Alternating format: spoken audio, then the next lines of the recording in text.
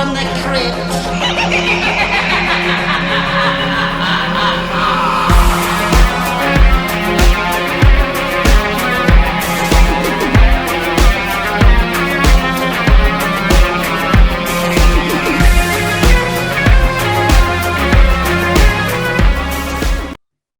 Hello, boys and ghouls. Welcome to episode 64 of Dads from the Crypt, Tales from the Crypt podcast. My name is Jason. I'll be your host tonight. So unfortunately, Mondo and Jody are off. We have two amazing guests. They are Joe and Trace from the Horror Queers podcast. Hello. Hey guys, thanks for coming on. I am a big fan of your show. It's when you start a podcast, your time to actually listen to other podcasts gets greatly diminished, and yours is definitely one I try to keep on my regular rotation. So welcome here, and again, thank you so much. Thank you so much for having us. Oh, of course. And I also want to congratulate you on 200 episodes. Thank you. First, I love your new logo, the probe box. Gets me every time. We actually had go ahead. That is something we had tried to do in the very, very, very beginning before we had money to commission someone to do it for us. Right. And actually, we had Jack Shoulder, who directed Nightmare on Elm Street 2 on our podcast. He did a Tales episode as well. Oh, fine. He's a really nice guy. And also, I liked your review of The Invitation because I live in Los Angeles. So hearing your musings about our real estates and our general strangeness were actually relatively spot on. I'm telling you, that was the reason. They said people will buy it because we'll just tell them it's LA and people don't care. Yeah. Right. Definitely. Yeah. When my kids were born at the hospital right across the street from the Scientology Center. Oh, dear. And it was over 4th of July weekend. We saw them setting up and taking down for all kinds of scenes. Like throughout the night, there were people doing stuff. It was weird. But anyways, welcome to talk about some Tales from the Crypt. And we like to start off with our guest telling us how you first started watching Tales from the Crypt. Any favorite episodes you have? Any favorite memories from the show? Joe, you go first because mine's going to be actually, no, I'll go first because mine's a disappointing answer. I didn't grow up with this show. I was not allowed to watch it. We didn't have HBO. So I actually have never gone. I don't think I've seen a full episode of this show until today. Oh, well, I'm glad really? I'm glad we could break the dam on that. My introduction to it was actually, there was a cartoon show called, I want to say, Tales from the Crypt Keeper. Yep. And that's what I had. I had exposure to that. But really, Goosebumps was my Tales from the Crypt. Right. Interesting. Okay. Yeah. So we don't have, we have like HBO Canada here in Canada, but my parents were like, hell no, we're not paying for that. So I definitely did not watch this as a kid, but I think you could rent the DVDs from the store because they released them all individually by season. So my sister and I had read like the graphic novel versions of a lot of these comics. So I was familiar with some of the kind of classic stories, and then I watched a couple of seasons. I think back when like Netflix was still mail order, that's actually how we did it. And my favorite episode, I can't remember the actress's name, but she's you're both gonna laugh at me. She's, the woman, the medium from Poltergeist. Zelda Rubinstein. Zelda Rubinstein. Yeah, that's from The Arrival. And that's infamous for me because I never had HBO growing up, but they syndicated it on Fox. Yep. Yes. And that's when I started watching it. And that episode with Zelda Rubinstein scared the shit out of me. I could not sleep. It's fucking scary. I was in middle school and I slept with the lights on. That's scary. Yeah. I think the thing that always stood out to me about Tales from the Crypt was that they just seem to have this deep bench catalog of like they could get all of your favorite character actors and then even like some A-listers to come and show up in these because they had such massive executive producers. Like the talent behind the scenes was such that they could be like, hey, famous person, you're a friend of mine, want to come do me a favor and like show up on this half-an-hour TV show. Yeah, I mean, that's exactly what they were happening. Yeah, people were using it as like a testing ground for writers or young directors to see, what they could do. I mean, you've got Michael J. Fox and what's his name? Like the guy from Twin Peaks. Kyle Kyle MacLachlan. That's like one of his only directing credits. And Arnold Schwarzenegger, one of their only directing credits. And Tom Hanks. So you know what? Actually, wait. Is there a Karen Black episode with it's a Christmas wintry one where there's a Santa trying to get inside? Maybe. It's not Karen Black, but yeah, that's like the second episode ever. Is all through the house, and that's with Robert Zemeckis directing. It's his wife, isn't it Zemeckis' wife? Mm-hmm. Okay, I've seen that one. I have seen that one. Yeah, that's a major. But again, also for the new Arrival episode, and it's got David Warner, who just passed away. Yes. And Robert Patrick as the shock DJ. Wow. Yeah, it's such an insane episode. I love it, but it scares me so much. All right, but yeah, you're I think your kind of generation, or at least like your bracket, is like slightly after I think the hype from the show kind of died down. Yeah, I mean, I only heard about it because I had seen that cartoon show, and I just remember asking my mom what it was, and she was like, "You shouldn't be watching that," because she thought it was the real one. Yeah, exactly. And it like hasn't actually been like culturally relevant in a long time because of all the rights issues they've had. So. But they've been trying to revive this. Like, wasn't it going to be on like TBS or TNT with Shyamalan? And then like it was announced, and then it was announced, but they didn't have the rights.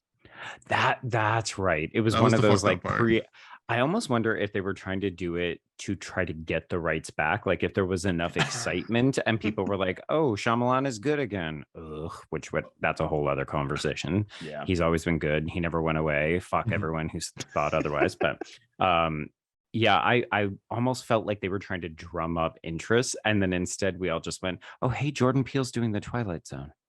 Well, and also like if you're trying to do that to Joel Silver, it's not going to work. Well, and we have a creep show again now too. Again, like we have a creep show. Yes. Yeah, I mean, we talk about one of the questions we asked a lot is, do you think they could ever bring Tales back? And I'm kind of like, it's such a of its time kind of thing. It would be really, really hard to do well.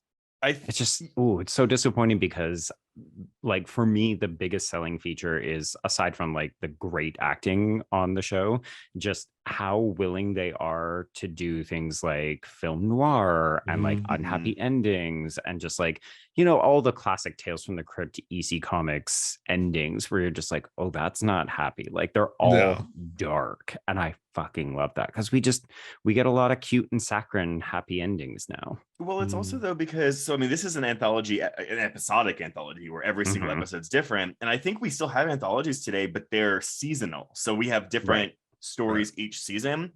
I don't know. I mean, I don't know what the logistics are like to put all this shit together, but I imagine there's a lot involved if we were to do episodic anthologies. Well, I think like the new American Horror Stories this season is episodic. Yeah, well, American Horror Stories. Stories is but and I feel like I heard the second season has been better. I didn't even give it a chance because I just like no. Heard nothing but bad things because it's I think also very difficult to execute well. Like never mind the logistics and the financials of mounting this, securing the rights and all that, but it's like you also have someone who's going to steer the ship well. And like Tales from the Crypt, this original show, it has a couple of dud episodes. I think like the last season is not super great, but like there's some fucking gems and bangers. I'm sorry, I'm swearing left and right. Please. I know this is for the dads, not for the kids. Did we switch bodies today, Joe? It has been a long weekend. I am half in the bag.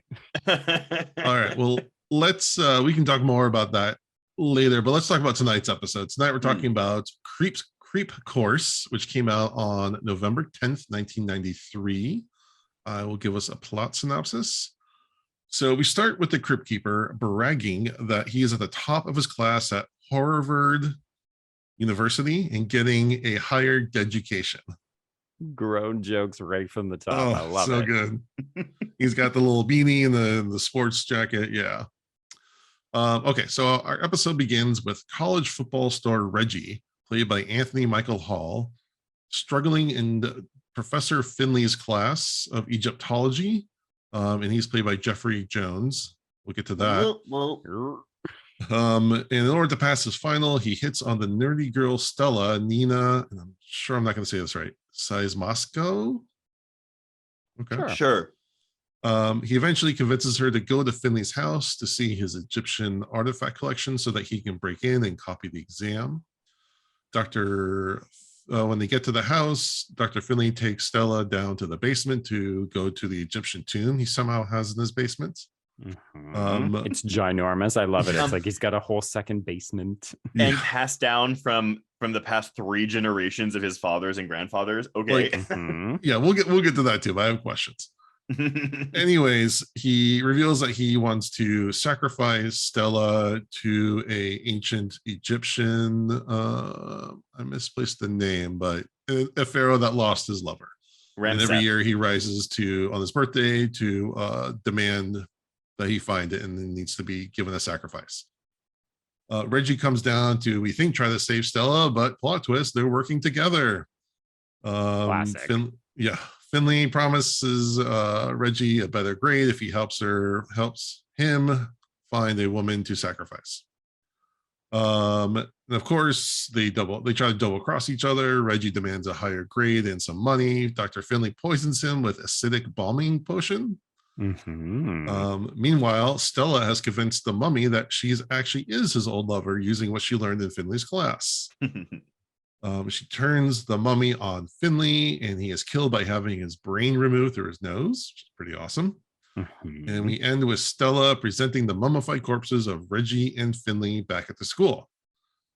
Back to the crypt. The crypt keeper tells us that he has got to get back to his corpse catalog and decide on the major. He thought about going pre-dead, but now he's thinking about Shriekonomics.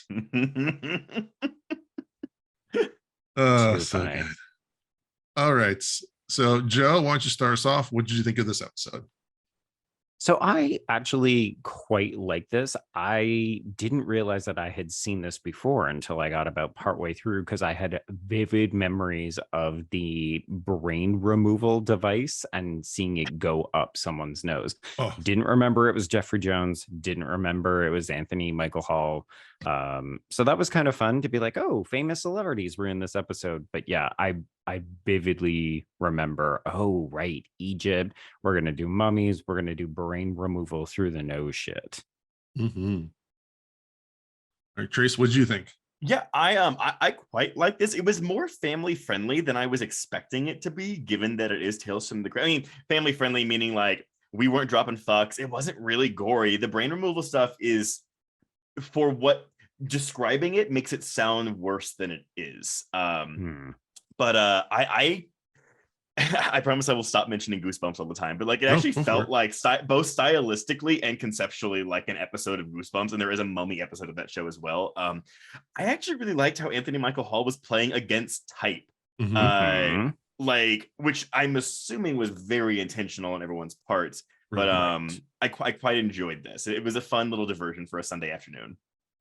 Yeah, and that's something people love to do in Tales from the Crypt, is playing against their type, to kind of show off like, hey, I can do other things. But it's also, you know, he was such a young actor when he started, that it's interesting to see that evolution from, you know, Breakfast Club to this to, you know, Halloween Kills. Honestly, if I didn't know it was Anthony Michael Hall, I don't know if I would have recognized him in this episode, because I know him, from Breakfast Club and Weird Science, and then maybe the Dead Zone TV show, which would have been like 10, 15 years after this. But he looks like he's in this middle, transitional phase of his looks, to where I was like, I don't think I would have placed him if I would have known that. Yeah, if he was in Halloween Kills, I would not have recognized him without saying his name. Right. But yeah, he's got that kind of baby look to him that's like transitioning into more mature man. But like, yeah, he's definitely an interesting pick, because I also don't think of him as like a sports star. So whenever they're saying like, oh, he's a football stud, he's the popular dude, I'm like, is he? Like, was Emilio Estevez not available? But he looks like, because he's filled out. Like, he's not bad, but like he is filled out in his face to where it's like he's not the little lanky nerdy kid anymore. No. So I don't know if he did that for this show or if that's just his natural progression of age. I'm gonna assume it's the latter. But yeah, when they said football player, I was like, oh shit, good for you, Hall. Well, also, I think just like a year or two before this, he sobered up. So I think, you know, he's going through a physical that transformation. would do it as well. That would make sense. Because he was on SNL, I think like 89, maybe 90 for like 1 year, and after that he went to rehab. Wait, like for one, as in he was a cast member for a year? Shit, did not know that. Late 80s, they tried some really weird stuff. For SNL. Yes. Yeah. Yeah, and then fucking Jeffrey Jones, it's frustrating because he's actually a really talented actor and I like him in everything I see him in. And then you're just like, don't think of his personal life. But in this day and age, like especially playing a professor who's inviting young students to his house, you're like, right, God damn it. Yeah, no. I don't see. When I was a kid, I was really into Howard the Duck, the movie. It was a family thing. Okay, sure. But because he does the voice, one of the demon voice from Howard the Duck when he's like possessed by the alien thing for like a second in this episode. So he's like trading on that a little bit, but you're just like, oh god. And this episode is directed by Jeffrey Boam, and again, he's a prolific writer, but this is only directing credit. And actually, I think he did a really good job, and he should have gotten some more work off of this. Well, he died. Well, yeah. Well, yes, he died. I think in 2000. Yeah. But he wrote the Dead Zone adaptations from like early 80s. He wrote Lethal Weapon, Inner Space, The Lost Boys. Really quick though, he wrote Lethal Weapon 2 and 3. Oh, okay. And then he did Indiana Jones and the Last Crusades. Those are like some huge movies. It's pretty good. Yeah. Yeah. I saw that name and I was like, Joe, that is someone who is familiar, and it was The Lost Boys. That's where I knew that from. Yeah. Right, which again is the Joel Silver connection.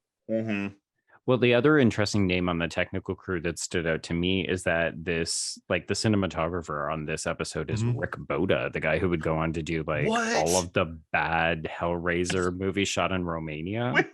How can we not escape Rick Boda, Joe? I know.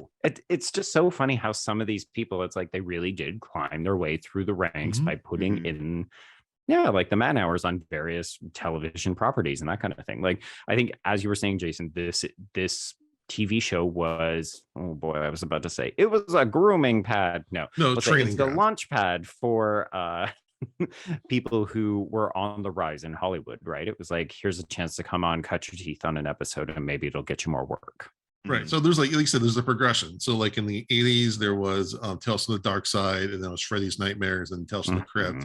And there's a lot of like recycling of people, especially on the technical side from each of those series. They all kind of like traveled up, but Tales from the Crypt is probably the best iteration quality-wise of all those.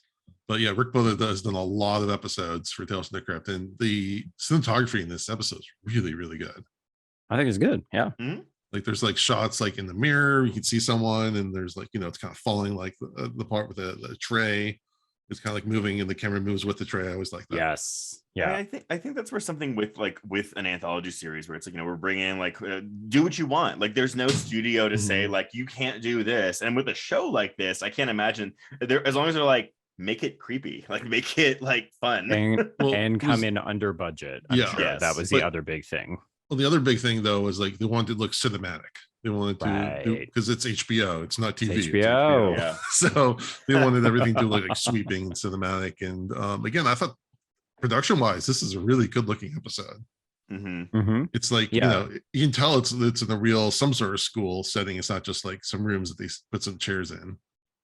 So I have a question. Is this meant to be high school or college? I got college. I was thinking college, but okay, but we're dealing with the football team. I mean, I know that colleges have football teams, but I don't. Yeah, like the way she reacts to him suggests like high school, like he's the most popular boy in school, whereas like in college, I'm just like, there's a bunch of people who don't give two shits about sports because it's too big a population. But no high school is going to have an Egyptology class. That was the thing. I was like, oh wow, this is specialized. I think it might just be like an late 80s, early 90s cliche. Yeah. But they're kind of don't ask questions. Just go with it. But like the Mummy sets actually look pretty good for a TV show. Yeah. Oh yeah. The makeup looks really good on the Mummy. Yeah, the Mummy looks great. Yeah, and again, we haven't talked about Nina. I'm not gonna try to pronounce her name again. But again, at first I thought that was Renee Zellweger. But I liked her a lot too. I love her transition. So when she goes from bookworm to, Princess Nephra, and then she just gets a face full of makeup between the scenes. I love that. As one does. Yeah. Yeah. She has an interesting filmography. So she played Mia Farrow in the Frank Sinatra TV series. It was like a 2-parter, maybe 3-parter TV. Oh, like a biopic miniseries type thing. Yeah. She was in Airheads. She was in The American Presidents, and then she was also in The West Wing as President Bartlett's daughter, which is interesting because last week, chronologically, the episode before this had Martin Sheen, who plays her father. Really so this week we have the actress who would go on to play his daughter. Synchronicity. Right. I think that's how I recognized her, because she definitely she does have that kind of like up and coming actress look, like a sort of generic, attractive, mid early 90s look to her. But I was like, she's really good in this role. Like, she sells both the waifish wallflower, but also the kind of empowered woman who's like, yeah, I'm gonna fuck both these guys, by which I mean murder them. It's funny though, because I saw the West Wing thing and it was like, yeah, she's most known for the West Wing, but I was looking to see how many episodes they were in. 9 episodes. 9 episodes, yeah. It's a fair amount. Yeah, like Elizabeth Moss, I think, is she's the other. Yeah, so she's the other daughter, right? Yeah, she's the more famous one. It's my wife's comfort show, so I watch a lot. But yeah, especially in the first 2-3 seasons, Elizabeth Moss was in like almost every episode. That's Sorkin, right? Yeah. Yes. Okay. Which is funny because we last couple of episodes we had a lot of people from Gilmore Girls. Oh god damn it! See, that's my show. House of Horror. You heard that in House of Horror. TJ's in it. It was like, I hate that character so much in Gilmore Girls. God, too funny. If you start a Gilmore Girls podcast, have us back. Oh my god! No, we had a Gilmore. Was it Gilmore Dads? No, Dads from the Creek. That was the thing we were joking about. The Creek. Love it. That's another show from from my earlier days. So when you were watching this, did you see like the middle twist? I kind of expected the middle twist where the Reggie was going to be in on it, but they had the fact they had that twist kind of in the middle of the episode was smart, because then you've already had your traditional twist, so you don't really know what's coming next. Unfortunately, I was spoiled in the sense that when I was looking up, well, no, I didn't go to Wikipedia to look at the plot. I went to the IMDb to pull the stuff, and just the basic synopsis for this episode is a bookish nerd is tricked by a jock and a professor into being a virgin sacrifice for a mummy. So I knew that going in, unfortunately. But I thought they actually telegraphed the betrayal of the professor, because you could see after he handed the drink that he was looking at his watch. Yes, because he was waiting to see how long it would take. Yeah, I didn't see that coming actually. I kind of figured something, but when you said this was kind of a family friendly, I think you're forgetting that he basically shit his guts out. Yes, we see it come down his pant leg. I mean, that was a shocking part. It's like this kind of. It looked more like black goo than it did gore to me. Like he's vomiting. It's like this black viscous fluid. So I was like, I mean, again, compared to what could have been again, also with the blood, with the brain lobotomy, it could have been. This is PG-13 to me instead of R. Sure. Yeah, I mean, and honestly, for the most part, Tales from the Crypt isn't as extreme as we think it is. There's definitely some episodes that go more further than others, but on average, it's not as risque or as gory. I think it's just for the time, it just had that reputation. I guess I'm just thinking about Demon Knight and whatever, where it's there's just tits everywhere. Well, again, that's only 2 scenes, but those are the scenes that middle school boys remember. We're impressionable youth, right? It's exactly. They make the lasting impression. There's a reason we passed that VHS tape back and forth. That was taped off of HBO. Yep. I do have questions of how there's a tomb from Egypt, right? In I'm assuming this is north. It seems like what kind of a New England kind of setting. Do they take brick by brick? He remodeled it. So, yeah, he just remodeled it. He's rich from his professor money. I mean, admittedly, college professors do tend to make a fair amount of money. Well, maybe less so in the US, where you have so many more schools than we do. But yeah, I definitely was just I love the fact how much time and energy they clearly spent to make that basement set look really good and like fill it up with props, and it was great. But the minute you start to think about, oh wow, that space is ginormous, because it looks like a regular basement, and then he opens up the tomb and the tomb is bigger. It's like, oh, he owns a lot of property. Okay, good for him. Yeah. But also, he seems really bad at getting these human sacrifices. Like, is he not doing this on the regular? Like, didn't he say he has to do this once a year or something? Yeah. So, but like, you're terrible at this. Is it always a student? Also, why do you want to burden yourself with this? Get rid of the mummy. Like, I don't understand. Unless you're showing it off to everybody. Like, they needed to do like a quick cutaway where he's like published 18 books on this because he is such an expert. Like, because it seems like he's just a know-it-all professor at the college. And you think, oh no, he needs to be super famous, because otherwise, yeah, there's no reason to keep this mummy around. Like, what a hassle. What a burden. I was waiting for a line like that the mummy brings like good fortune or something to whoever feeds it the virgins or something. Yeah, or like even like he does want the mummy to get resurrected, or he wants to match him with whoever the reincarnated version of Nefra is, because riches and fame and fortune, whatever. But no, it's just he just has it. But I also think he's kind of an egomaniac, so I believe he's like, this is a collector's piece. I can't get rid of this. Well, also, like, way to really put yourself in the spotlight by sacrificing your own students. Like, every year, one of your students disappears. That's going to come back to you real quick. Well, and that's what sucks about the ending. Like, she really does it to herself by making them her science project or whatever the fuck. Like, girl, well, what are you thinking? I think that's the Tales from the Crypt tongue in cheek. So that part is meant to be just like, oh, okay, we did it for the joke that she got an A. But she's gonna get her. She's going to jail. It's so brazen. Like, I love that the dean and a police officer are already on the scene. Like, oh, she's not getting away with this. But like, you were victimized. Who wrote A+ on the paper? I know. I think she gave it to herself. That's why I think it's so funny. I did. Yeah, I also thought that, and I thought it was very amusing and clever. I will say I was very surprised at how stupid Reggie is when he's like, well, I'm having second thoughts about this. I think we need to renegotiate our deal. I was like, don't ask for the midterm. Like, ask for a final grade or like some kind of recommendation letter, like something with longevity. He wanted money. That was confusing to me at first. He's like, oh, the grade's not the problem. And I was like, really? A C+ is not a problem for you? Okay. I mean, you push for that A at the minimum. Yeah, but no, he's going to extort him for money? Okay, idiot. Like, that's a really stupid plan. But, well, I think the point with the grade was he just needs to pass to be able to get eligibility for football. Yeah. That's all he cares. He doesn't care about his GPA. He just cares about qualifying. I know, but I care about his GPA. I know. Just like, oh man, like, Reggie, you've taken a few too many hits on the football field, because you need to be smarter about this, baby. You are killing someone. Ask for the top grade. Yeah. All right. Well, let's move on to our comic comparison. Unfortunately, Jody usually does this. So I had to do it the last second. So this is from Haunt of Fear, number 23, I believe, which is from 1954. Whoa.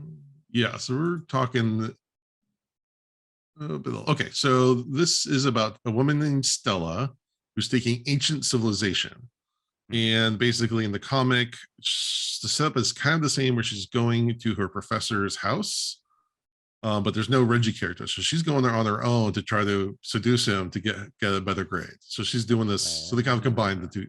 Those two characters are kind of combined, or they split them out, whichever way you're looking at it. And in the comic, she goes to his house, and it's kind of the same setup where he pushes her down like these stairs into this underground area, and there's these other women that are down there with them, stating that he's mad, he has trapped us the same way he's trapped you. This is a coliseum, and he's going to feed us to tigers and gorilla, and they say we're to be Christian martyrs. So he's like doing this whole Nero Roman sacrifice thing. Okay. It's actually really disturbing the way they the artwork they use. I like the characterization for Stella already more, because I feel like she has more agency from the get-go in the comic. Yeah. And then they show him like dressed up as a Roman emperor eating grapes, and he's opening the gate, and these tigers and gorillas are coming out. And then I'm just going to read you what this says. And as the shrieks and screams rose to a crescendo, harmonizing the horror symphony with the roars of the blood-starved beast, the maniac munched grapes and strummed his lyre, and watched the ripping, the tearing, the very death scene his maniacal counterpart had witnessed 19 centuries ago. Then Stella wakes up. It was all a dream. Oh no. Okay. Well, so they hold clearly. On. Okay. No, that's not all. That's like halfway through the comic. Oh God. And her roommate's there to console her, and she tells her all about it. It's like, oh, but it was all just a dream. So she decided this is the night before. This is the same night she's supposed to go to the professor's house. So she still decides to go there. It's like, oh, I had a dream. It's fine. Right. And this is when the exact same thing happens, where he like pushes her downstairs, but then there's 3 coffins. And then she turns around, and he's dressed up as a pharaoh, and he's pushing her into a coffin, stating that he's going to teach her the interesting process of mummification. That's the end. That's the end. Okay. That's the true end. Huh. So interesting. It's a little confused, I think. Yeah. I feel like the reason because it's like it's basically 2 stories in one. Mm-hmm. I feel like the reason we didn't get it though is because we didn't have the budget for creature effects on lions and tigers and bears. Oh my. But I kind of hate that ending. Yeah. Yeah. There's no twist, which is what the show is famous for, right? Like it either needs to have the kind of dark comeuppance or something like that. The twist was like the double dream, but like as a horror comic, it's actually pretty horrifying the way they drew out and show like all the other people down there. But it would be fine if it just ended there. I like the dream concept. I like the story that's going on in the dream. And again, I like the fact that she seems to have more agency. She's not the bookish like waif that she is in the show. But it also seems like this is more of a comeuppance of sorts, I guess, for her than it is for anything else. But it almost seems like the moral of the story is don't go to a strange man's house if you're a woman. Yeah, it's a little. Yeah, a lot of the politics in some of these like 1954 comic books. 1954, right? but we don't have a Reggie character here, right? Exactly. So they kind of split out. So again, I think they're trying to fit again that 80s 90s cliche of the quarterback and the bookworm. Well, and on that front, I think the episode makes a good adaptation choice because we're flipping the script on. I'm not really flipping the script, but just like giving the nerdy girl like the power over these 2 men in this episode. Was it the she gets like a makeover? Yes. What's the trope? Which isn't called? Exactly the most feminist thing, but and also ugly, the ugly duckling makeover. Can't say that right. Yeah. But also like she doesn't get exact any revenge on Reggie in the show, which is also a bit disappointing. It did show that she mummified him further, so maybe that's part of it. Yeah, but like, true. But again, when we're talking about revenge, like he's already dead. He doesn't know that she's doing this to him. When I'm talking about revenge, I want everyone to. If I'm getting revenge on someone, I don't want to just kill them and not. I want them to look at my face and know that I am the one that is fucking them over right now. He's petty that way. It's What's the point of revenge if they don't know you're the one doing it? Like, what's the point? It's meant to satisfy you. It's not about this other person. You're the one getting revenge. That's silly. Revenge goers out there, no. Like, Joe, you've seen the show Revenge. Revenge goers out there. Yes, no, you need to do it so that you have your red Sharpie, and they know who is doing this to them as you escort them off to jail. Yeah. Yes, exactly that. Okay, well, let's do our episode rating. So we do 0 to 5, 5 being the best. You can do half points. Trace, you can start us off. What do you rate this episode? It's a 3.5. I mean, I think it's a solid episode. I don't think it's great. Like, I wasn't blown away by this, but as I said before, it was an amusing diversion on a Sunday afternoon. So, Yeah, I'm about the same. So about a 3.5. I like the double twist. I think if it had have just been, oh, she goes and he tries to sacrifice her and she gets a one up on him, it would have felt a little too safe and familiar. So I like that we have, oh, and Trevor's in on it and all these other things. So I appreciated that. And yeah, I mean, I think it could have taken it a little bit farther, but this is also a half an hour TV show. So I know. Yeah. I mean, not God even bless like, it though. like 25 minutes plus another minute for the Crypt Keeper. Yeah. It felt like this is actually an episode that could have gone on a little longer, and I would have been happy to have seen it. Like, give me 2 acts with, like set it up, then give me an act with the first twist, then give me another act with the second twist. Which it's pretty funny given the fact that we have 3 characters essentially in this episode. So it's like, yes, I agree with you. I would have watched a longer version of this. I would have watched a 42-minute version. Yeah, I mean that's the blessing, the curse. Because some episodes you're like, okay, good, get over 20 minutes. Be done. Yeah. In other episodes, like, okay, I could do more, but you don't want those bad episodes to be longer, and you'd rather be left wanting more than. Yeah. Yeah, that's a good point. Okay, I'm going with a 4. I don't know if just last couple episodes have been okay, not great, and this one just kind of hit on many more levels. I thought the plotting was good, the production design was really good, and the acting I thought was actually really good. I think that's where I feel a bit hobbled here, because I don't have like I can't compare this. I can't compare this to anything else because I don't have that knowledge. And that's totally fair, and the rankings don't matter. I know, but I want to know. You just have to watch more episodes, clearly. Yeah, exactly. That's what I'll do. All right. So now we'll move on to our Uncle Al's anecdotes. We edit this part out. So we actually are working with Al Katz, who's one of the original producers on the show. Oh, wow. And he sends us little clips to drop in from any memories or stories he might have. So House of Horrors, he actually didn't have anything to do with, just by circumstance. But, Okay, and we're back for our song of the day. Again, this is something Mondo usually does, and usually the way he does it is he tells us this really long roundabout story to get to it. It's always very amusing and takes you on a nice warm journey. I ain't got the time for that, especially wearing all the hats tonight. So I'm going something really on the nose, but something I think Mondo will appreciate because he's a big metal fan. I'm going with Merciful Fate, their song Curse of the Pharaoh off of their album Melissa. All right, and then I think we're gonna. Normally we have Jody doing horror news. Again, I didn't have time to prepare anything, but you guys probably know way more horror news than we do. So I was actually going to ask you if there's any exciting horror news from the week that you think would be fun to share. Well, I think we can go ahead and plug this, Joe. Bloody Disgusting's film that is out in theaters right now, Terrifier 2, is banging up the box office. $250,000 budget, almost a 2.5-hour runtime, and no marketing really whatsoever outside of just really what Bloody's doing.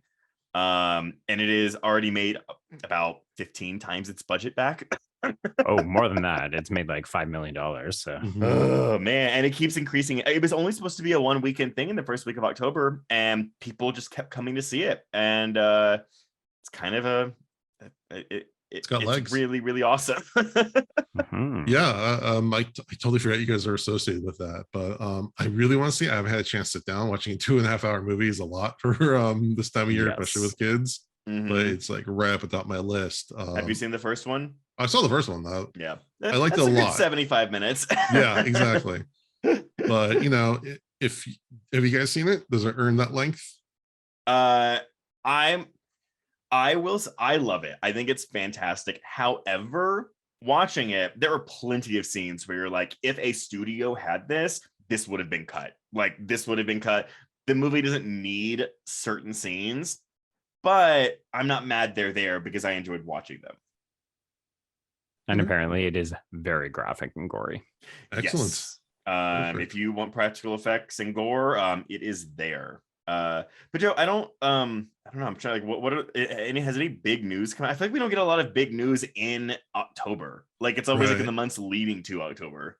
Yeah, I mean, I think the sort of interesting thing was after Megan, kind of the trailer for Megan, the new James Wan produced movie coming out in January. Like people lost their minds over that trailer. And then I think so much so that they decided to bump it up a week. So now we're going to get it in the first week of January. Oh, really?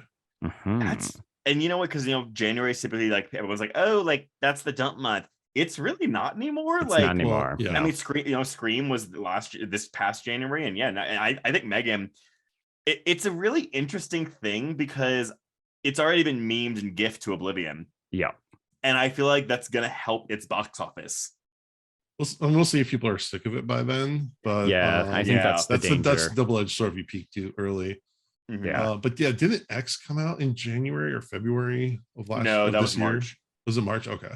But it's still an early year release. Yeah. Yeah. And I guess our X this year will be Scream because the sixth one comes out March 31st. Seriously? That quickly? Yeah. Mm-hmm. Oh, they yeah. really turned it around quickly. They've already that's in the can. They've already filmed it. Like they're doing post-production right now. Yeah, I think this year was so packed that there's going to be a lot of stuff that didn't make it this year that they're gonna. Well, oh yeah, March and April of next year, we're getting the new Scream film, Evil Dead Rise. Yeah. I think like the Demeter movie, which is like Dracula. Oh, a bunch of them coming out all around then. We did get. Oh, I forgot. So this week we did get two new big depending on who you are. We're getting a new Silent Hill movie from the director of the original film. And we are getting a prequel to Hell House LLC, which I guess was going to originally be a TV series, and now it's a movie. Okay. That sounds interesting. Silent Hill sounds very interesting because I think there's a lot to be explored there. Yeah. And Christoph Gans is such a fan. Like, I know not everyone loves that original film, but in terms of like being faithful to the video game property, he really fucking nails it. Like narratively, I wish it was a little bit more, but look wise, he knocks it out of the park. And so we have an episode on Silent Hill for our podcast, and I've never played a Silent Hill game. I'm more of a Resident Evil person, so I never. By the time I got into like PlayStation after my Nintendo phase, Silent Hill wasn't making games anymore. Right. And so I went and just watched like full 10-hour long playthroughs of the first three games. And yeah, that first movie, honestly, if you've played the games, that movie makes a lot more sense. That doesn't really make it a better movie because the movie should stand on its own. But it's really interesting. I think with this new movie, I mean, we don't know really anything about it except the fact that I believe it's going to be a full reboot. Which I also find even more fascinating. Like you have the director of the original film coming back and just directing a complete reboot of the franchise. By all means, sir. By all means. I mean, it's been like well over 10 years, I think. I can't remember when the first one came out. 2006 is the first one. Yeah. Yeah. So we're coming 13, 14 years. But yeah, hopefully with a better budget and some experience you can do, I mean, the first one, I feel like the first one had a pretty good budget. It had a big budget. Yeah. That second one did not. No. All right. And then actually, I completely forgot to ask you guys when we got started, but tell us about horror queers. What do you want to know? What's your show about? Okay, so Horror Queers is a weekly queer horror podcast where we're either looking at a queer text or a text that has queer elements like a high camp quotient. We're on the Bloody Disgusting Podcast Network, and Trace and I are coming up on next year will be our 5th year. As you mentioned, Jason, we just celebrated 200 episodes, and it's a lot of fun. I mean, we tackle a bunch of really diverse text. So sometimes we'll cover a TV show, sometimes we do like a very well-known film, and then sometimes we do something you've maybe never heard of. So we like to think that there's something in there for everybody. Yeah, hard agree on that. Cosign. Yeah. Yes. I think the first episode I remember listening to was the Perfection episode. Oh wow. Okay. That was year one. That was year one. Okay, I wasn't sure how far back that went, but that was definitely the first one I remember firmly. But no, I love the research you guys do into the production is really interesting. That's where I find a lot of interesting stuff there. Oh yeah. This drops like around November 10th. I'm assuming this episode. Second Sunday or first Sunday, so not a week, 2 weeks from today. Okay. That's actually, I'm glad you like that then, because we have an episode on Starship Troopers that either just dropped or is about to drop, where we have a very lengthy production history of how that movie got made. I love Starship Troopers. So good. So good. And it honestly holds up even better as an adult, like when you can appreciate all of the things that Verhoeven's trying to do in there. My aunt was visiting when that movie came out, and she just likes to take me to arcades or movies or whatever I want to do, and that's the movie I asked her to take me to. And I don't think she appreciated it very much, especially at the time. No. She's gay, so I don't know if she understood a lot of what was happening. Right. Wait, what? Yeah, I took my gay aunt to see Starship Troopers. I mean, it's very machismo, right? Like it's steeped in kind of American imperialism, but also it's very like, cool. Yeah. And that is what we were talking about in the episode, is how the movie is absolutely a satire of all that shit, but people did not pick that up in 1990. I'm sorry, a lot of people, not all, but a lot of people did not pick that up in 1997. Yeah. Actually, I read the book like a year ago. It was like free on Kindle, and I liked parts of it, or I like the themes that they were going with, but I'm like, wait, this is a bit different. Well, that's there's no satire in the book, unfortunately. Yeah. Well, I think, you can put satire in there if you want, but I don't think it was meant to be. Well, that's what Verhoeven did. Like, he started reading the book and he was like, "This is a fascist book and it's boring. Let's satirize this." And that's exactly what he did. Imagine someone adapting a very famous book that you love, and then just making it a satire because he hated the politics of the book. That's what Verhoeven did. That's awesome. All right. And then we're going to move on to our dad advice. And for this one, I have a question. I sent this to you guys earlier so we can be prepared. But, we're dads from the Crypt. We like to talk, we give dad advice. Some of it's really poignant. Some of it's really silly or just practical, off the cuff. But I want to ask you, we talked we talk about how as parents, people ask us about how to get their kids into horror and what kind of horror they should expose their kids to and everything. But I wanted to ask your perspective on what additional advice you would give to any parents with LGBTQ kids who are wanting to get into horror. What would you steer them towards, or what would you suggest that parents steer their kids towards? Do you want to go first, or do you want me to? You go first. Okay. As someone who does not have any children and will never have children, basic thing is talk to them about it. But honestly, the big thing for me, and it's not really specific to introducing them to horror, but more so like when you're watching anything with them. Obviously, if your kid is younger, you may not realize they are queer or know they're queer yet, whatever. Please, for the love of God, watch what you are saying when there are queer characters on your TV screen. I have a very distinct memory of watching an episode of ER with my parents when I was probably 11 years old. And there was a gay character in the episode, and they talked about having sex with men. And I didn't know how two men could have sex with each other. And I asked my parents, I was like, how do they do that? And my mom goes, "Oh, it's gross. No. So, and again, that's something that is a brush off answer, but it stuck with me as at the time, I didn't know I was gay yet. And when I started to realize that I was, that moment stuck in my head about how disgusting gay sex was perceived by my mother, and therefore clearly the rest of the world. So for me, it's more so, just watch what you say when there are queer characters on screen, because I promise you, no matter how old your child is, they will latch onto any negative thing you say about a queer person. Yeah, I mean, I will 100% echo that. I think that's sort of a standing rule for most queer media, particularly now that there's a bit more of a proliferation of it. Like, usually there is a queer character in the same way that we like to do tokenistic approaches of like, here's a Black character, here's an Asian character, and so on. So I think mine is a bit of an extension of that, is like, be ready to have conversations about that media, so that if it's, because there's a lot of unfortunately bad queer representation in horror, particularly if you're looking at older media, where it's like you've got the sassy gay best friend who's going to get murdered and they have no active sexual agency or like romantic interests.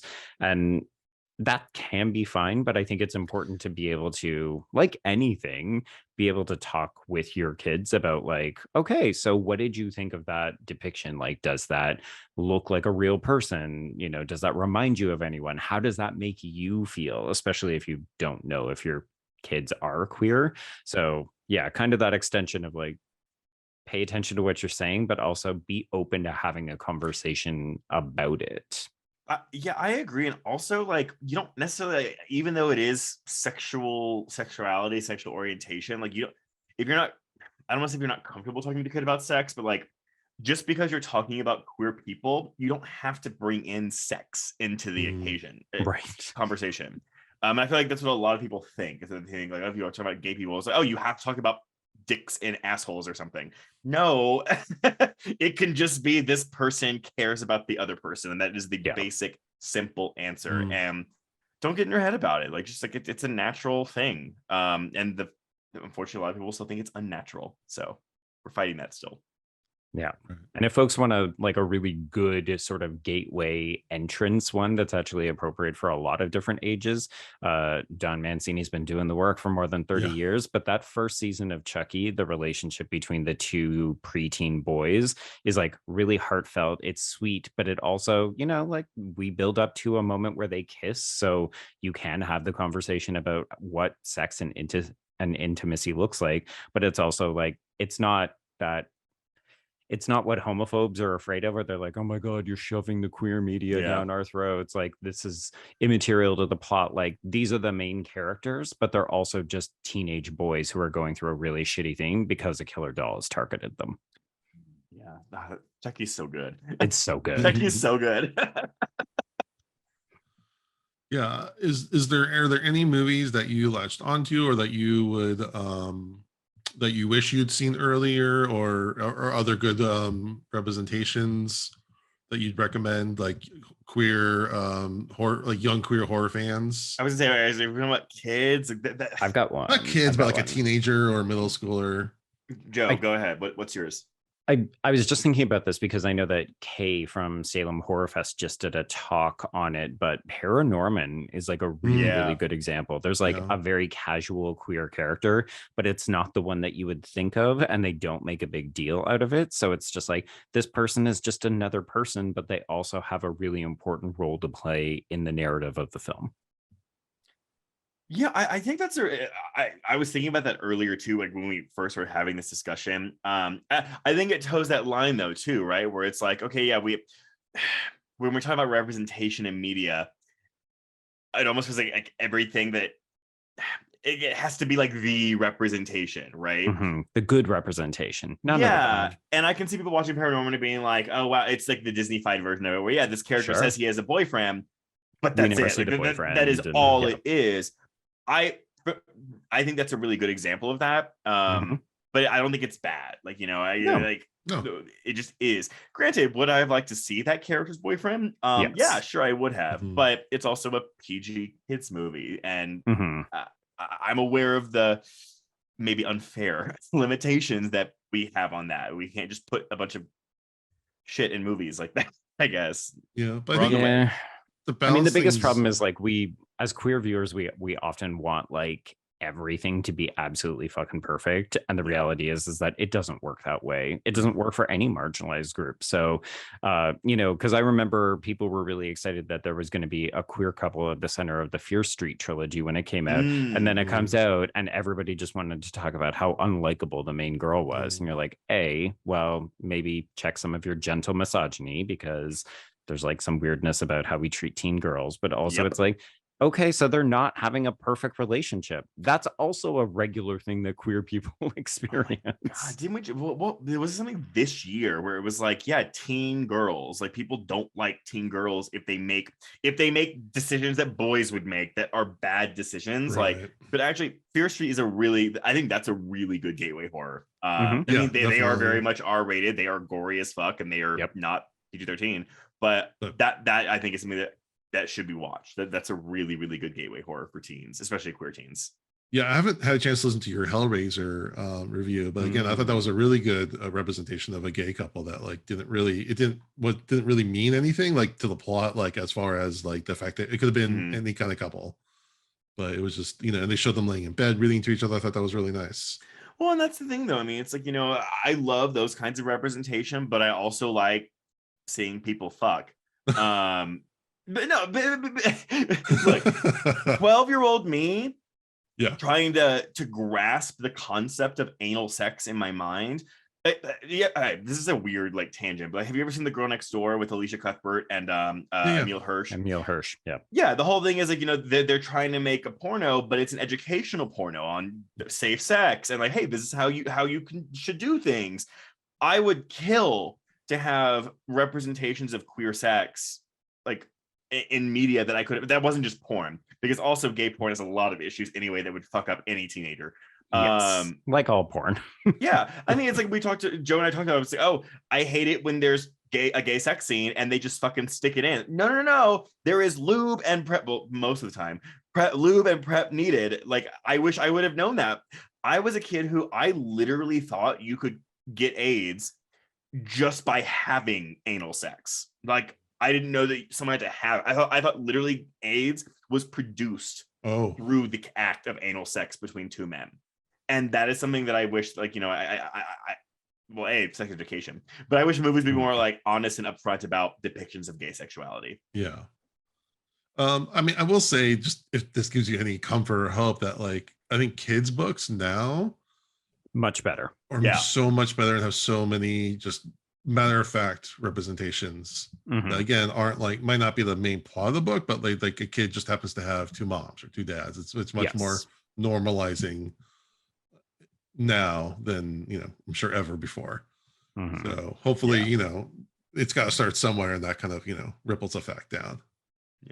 But TLDR, like, just talk to your kids about it. Like, right, just talk to your kids about gay people. It's basically fine. Well, also, I think what you said was really good about, you know, think about how you react or how you comment about things, whether it's, you know, a gay person, a Jewish person, a black person, you know, just anything. Now more than ever, because kids listen and internalize what you say. Yes. If you're not prejudiced, like, that's great. But if you are, think about your child. Like, I get that you may not like that they are gay, but at the same time, you want them to be the best version of themselves that you can be, that they can be. And while if you have issues with their queerness, like, maybe do some work on that. But again, think about it, because they will hold on to that for the rest of their lives. It's like we're trying to scare parents straight with this, like, don't do this, you'll fuck up your kids. Don't be like me. Well, don't make your kids end up like me. I love having people come in and give different perspectives about things, but that's why I invite different people on my podcast, is I want to hear different voices and everything. If it's just me and my other two guys talking about the same stuff every single week, you know, some people might like it, but we're not really growing or learning or anything. So that's partly why I wanted you guys to have you on, and, you know, hopefully someone's listening to this and learning something new, because I learned plenty of new things from your podcast. Trust me. Well, thank you. That's the biggest compliment we could get, actually. Not just that you listen, but that you would get things out of it. Yes, I don't remember what the name of it was, but there's one of them where it was a pornographic movie that you guys reviewed, and I learned way more. Oh dear, about yes. that than I ever have before. So I'm better for it, I'd like to think. Don't let your kids listen to that one. No. Yeah, there are two explicitly sexually rated episodes. Yeah. So Yeah. All right. Well, thanks guys for coming on. We had a blast. Where can people find you? So we have a new episode of Horror Queers that comes out every Wednesday. And if you want to get a hold of the pod itself, you can find us at Horror Queers on Instagram and Twitter. Trace, if they want to just get a hold of you. That you can find me at Trace D as in dog Thurman. That's pretty much everywhere. Facebook, Instagram, Twitter, all that jazz. Yes. Oh yeah, you also have a great Facebook group too. I'm in there. Do. Yeah. Yes. I am on the record as saying I really kind of loathe Facebook groups. I don't trust a lot of people there, and I think that there's a lot of idiots on Facebook groups. But I think that we have cultivated a very nice, loyal, polite, and willing to learn fan base in our Facebook group. So yeah, this is how polite your Facebook group was. That when the last Scream movie came out, they started like a whole subgroup or a separate group just to talk about spoilers, so no one would have it ruined. And I was like, you know what? Those people care. Well, like we've had in the 4 years we've been doing this, I think we've had to kick out 2 people, 1 or 2 at most. Yeah. And Yeah, the good thing is that the people in the group are pretty good at helping to gently nudge people in the right direction. Yeah. So yeah, it's a nice group of people. And Joe, where can they find you? Oh, sorry. And you could reach me at B Stole My Remote, and that's the letter B, because of course, back when I got my handle, I decided names are for stupid people because I want to be anonymous. And yeah, well, you know, you might get your Twitter verification if you just change it to your name at this point. Oh yeah, how's that working out for you? I don't know. It's not working. Well, I mean, it's not working at all. But I'm just saying. Wow. Twitter, hate you. I know. It's a love-hate thing. Mm-hmm. All right. Well, next week we will be reviewing the episode Came the Dawn. We appreciate everyone for listening. Really appreciate it if you give us a rating or review on iTunes or Spotify, and check out our Patreon for bonus content, and also check out our YouTube for videos such as this. And with that, we thank you for listening to Dads from the Crypt. Nice.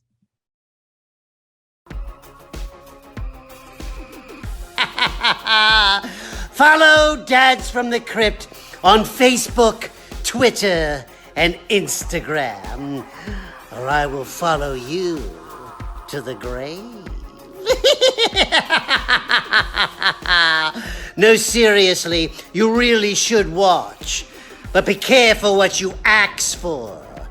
You may get it.